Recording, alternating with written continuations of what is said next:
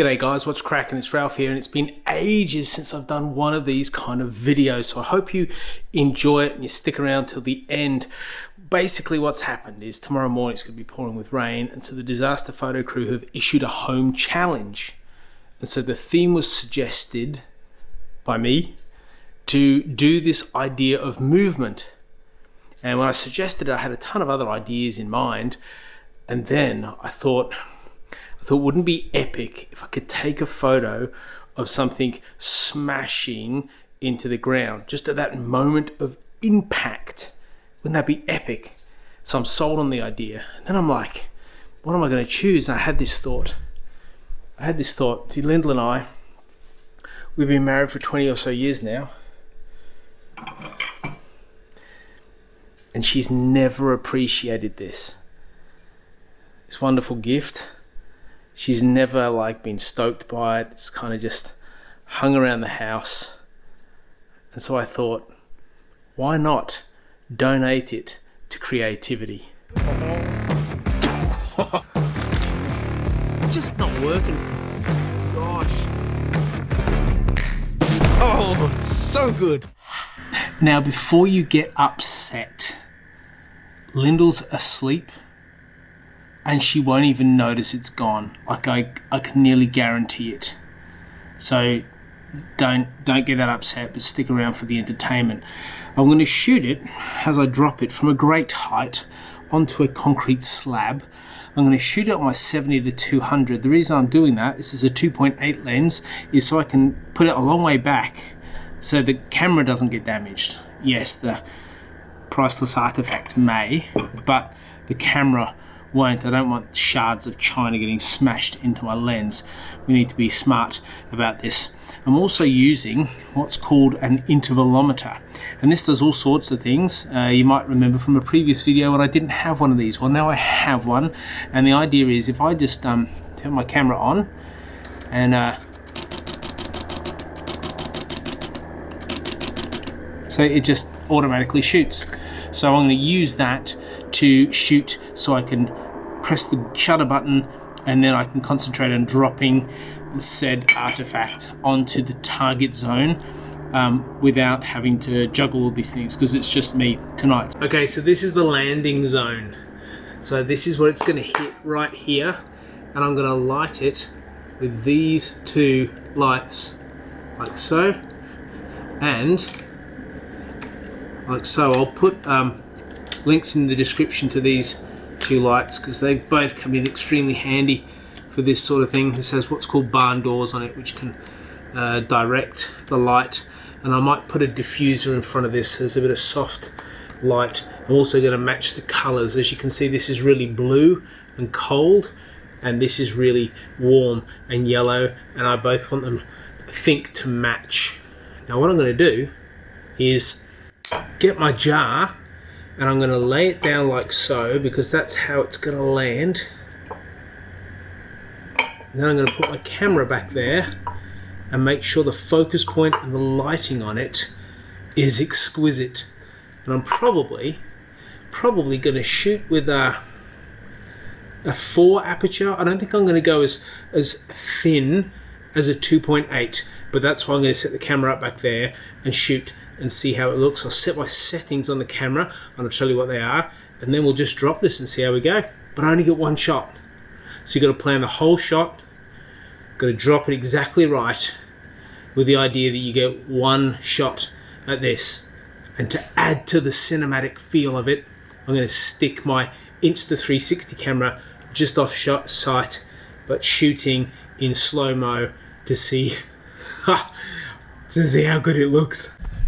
It's in moments such as this that my printed work comes in very handy, because I need to lift the camera just a little bit.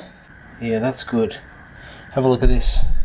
That's what we're looking at. It's on 200.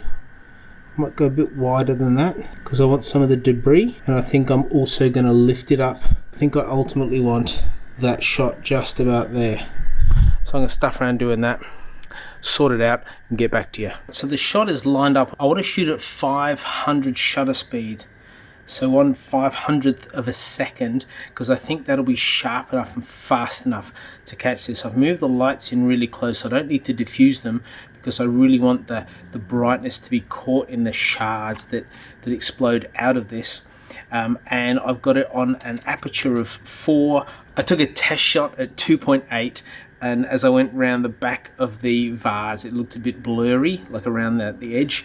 So what I've done is I've pulled it back to 4, and it all looks pretty sharp and pretty crisp, and I've made the bottom of the frame equal to the bottom of the concrete. And the idea is that this is going to explode out of the frame, so the whole frame is going to be filled with shards of exploding Ming Dynasty. Now I'll just show you what the image composition looks like. So the center is where the center of the concrete target point is, and I'm going to hold the lid on as I drop it.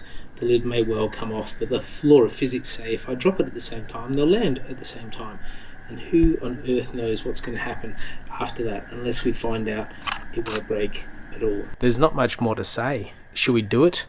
I'm going to film the whole thing on wide, on super slow-mo, and you should get a full feel for what happens, and hopefully for the sake of what this costs me emotionally for you, hopefully we have a banger of an image that wins the competition with the photo disaster crew. And my final words, if you're going to try this at home, make sure you put it on manual focus on your lens, because autofocus will go all over the shop.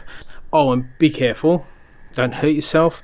And I've got a towel down to collect all the stuff that goes everywhere. Got to be smart as well as wild.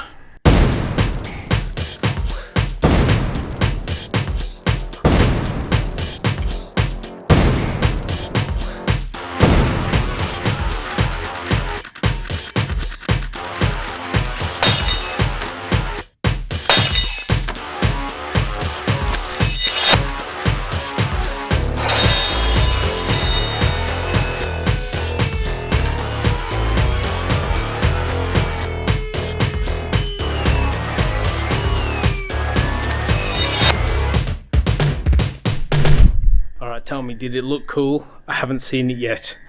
It was so loud. So loud. Wow. Oh, I'm pumped to get this into the editing room.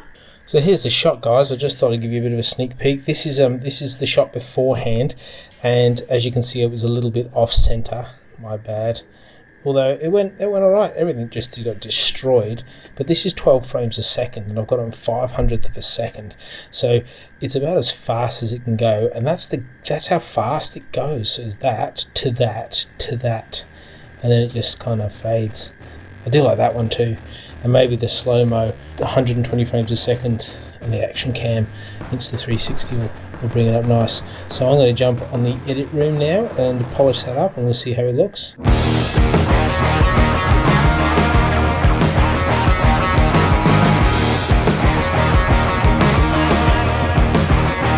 This has been a bit of a trip down memory lane. It's how I used to do things when I first got into videoing photography. It happened in this very location, shooting dumb, stupid stuff, having a bit of fun, getting our creative on. And so if you've enjoyed, please subscribe, please like, and I'll see you in the next video.